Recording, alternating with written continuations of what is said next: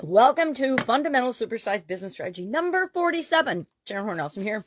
And today we're going to talk about digital strategy or digital transformation strategy. We've talked a little bit about this before, but I want to hit on it again because I think it's one of those strategies that each and every one of us really needs to have as part of our business, whether we're new to business or whether we're established. We always want to be looking at our digital footprint, our digital presence. Didn't used to always teach and say this, but nowadays I think it's imperative, especially since 2020 and the pandemic. Those businesses that had a physical location and a digital presence were in a much better position to change and pivot and continue business in different ways during the pandemic than those that had no digital footprint, no online internet way of doing business or moving forward.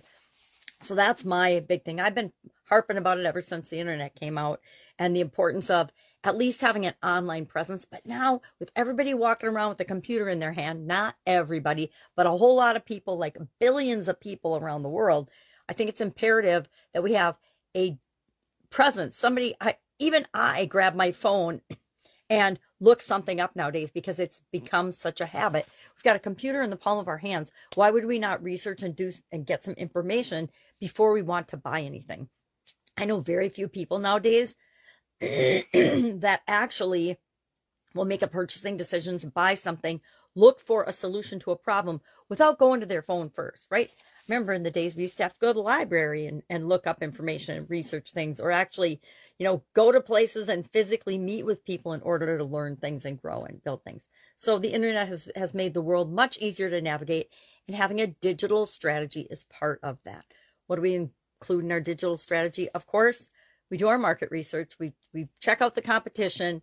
We check out the competition both internally and externally, meaning in our industry and outside of our industry, because we can learn and adopt things from other industries that will give us a competitive advantage in our own industry. We want to, of course, have a website or a funnel or both, whatever works for your business and is appropriate for your business. We want to have social media presence and social media marketing on the platforms where the people we want to speak to and have become our customers someday actually hang out and participate. We want to do SEO, search engine optimization, because we need to speak the language of technology in order for people to find us.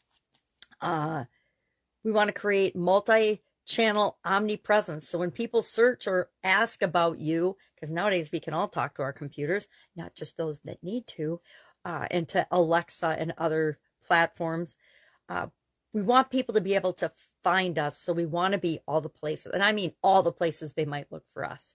How do you know that? You have to research it, because it's going to be different for you and your business and how you want to structure things than other industries or other business owners might want to do it. It's less expensive. I don't know if anybody else, I'm sure we've all figured this out, but it is much less expensive to have a digital presence and an online marketing arm of your business than it is offline. For the price of one television commercial, you could probably have an entire year's worth of services done for you online. There's tons of tools available now. I mean, I don't even know how many different tools and apps are being created every year, but thousands of them for sure. So there's always new tools coming online to help you do whatever it is you need to do, or to hire people that can actually do the things you need them to do because they're familiar with those tools. I think of all different tools for different functions of our businesses, and how many of those things we've now integrated and just made so much easier, so that meaning me and my team members, time is spent on higher level, more important tasks than just repetitive things. I don't know why, but in my head popped the Ricky Bobby. Remember the Will Ferrell movie? I can't remember what it's called now. It's the racing one. But when Ricky Bobby says, if you're not first, you're last, he says that over and over and over again in the movie. And I don't think if you're not first, depending on how you're determining what first is in your industry, that you're necessarily last. But I think it's Dan Kennedy also that says the second cheapest competitor or product or price is not a competitive advantage. Only the cheapest is. Beyond that, everybody is vying for a race to the bottom in the pricing game. So I don't know if we've talked about a pricing strategy or not. I have to go back and look. But we could talk about that too, because how we price things and how we put things out into the world, maybe an offer strategy. Okay, here I go. More fundamental supersized business strategies to come. Any questions, hit me up.